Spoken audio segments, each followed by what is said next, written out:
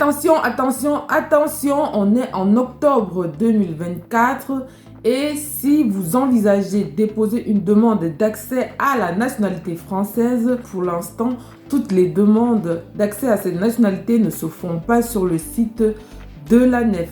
Cette procédure sans doute va évoluer, mais pour l'instant, il existe encore des procédures d'accès à la nationalité hors ANEF. De plus, si vous voulez avoir des informations fiables sur la procédure d'acquisition à la nationalité française, je vous conseillerais d'aller d'abord sur le site internet de la préfecture de votre domicile.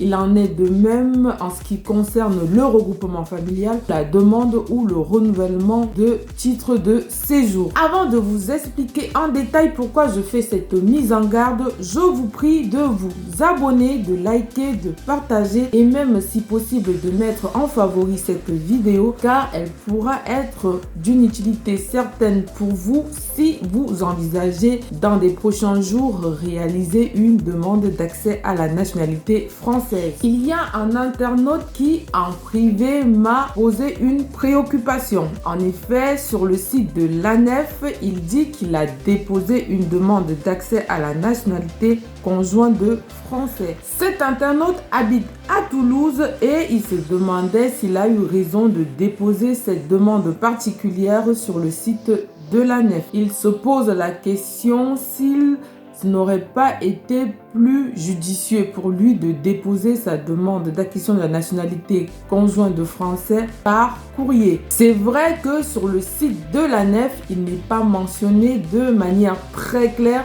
les types de demandes d'accès à la nationalité qui doivent être déposées sur ce site. En effet, il est juste mentionné sur l'onglet à cliquer pour commencer la procédure. Je demande la nationalité française. Et quand on lit cela, on ne sait pas si c'est juste la procédure d'acquisition de la nationalité par décret ou si c'est la procédure d'acquisition de la nationalité par déclaration. Cet intitulé un peu vague peut faire croire à certains usagers que sur le site de l'ANEF, on peut déposer tout type de demande d'accès à la nationalité française. Et je crois d'ailleurs que c'est ce qui est arrivé à cet internaute qui m'a écrit en privé pour poser sa préoccupation. D'ailleurs, quand vous allez sur le site de l'administration, vous allez voir sur une des pages qui était mentionné que d'ici courant 2023, les demandes d'accès à la nationalité par déclaration devaient être dématérialisées. Ainsi, ce qu'il faut savoir, on est en octobre 2024, c'est que sur le site de l'administration des étrangers en France, le site de l'ANEF ne peut être déposé que des demandes d'accès à la nationalité par décret,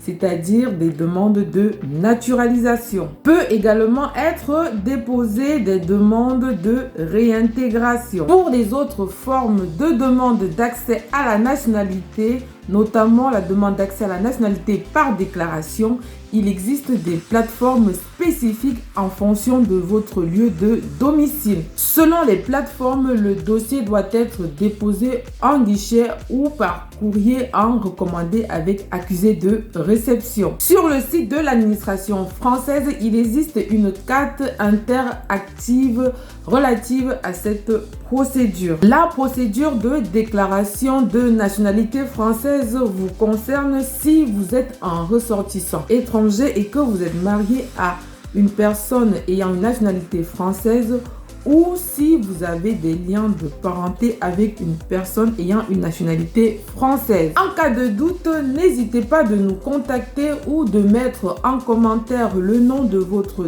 département afin que nous vous aidions à trouver les bonnes informations susceptibles de maximiser les chances à l'aboutissement de votre procédure. Et si vous le souhaitiez, nous pourrions éventuellement faire des lives afin de vous accompagner. Il vous suffit tout simplement de nous dire en commentaire quelles sont vos préoccupations, quel est le thème que vous voudriez que l'on puisse échanger ensemble à travers ces lives. En contrepartie, vous pourriez librement nous aider financièrement en participant au développement de notre association. Pour cet effet, nous avons mis en place un outil sentez-vous libre de participer. Par ailleurs, sachez que pour ma part, le maître mot, c'est l'autonomie linguistique et numérique. Apprenez à être autonome, enrichissez votre vocabulaire numérique et linguistique. Ne restez pas ad vitam aeternam des assistés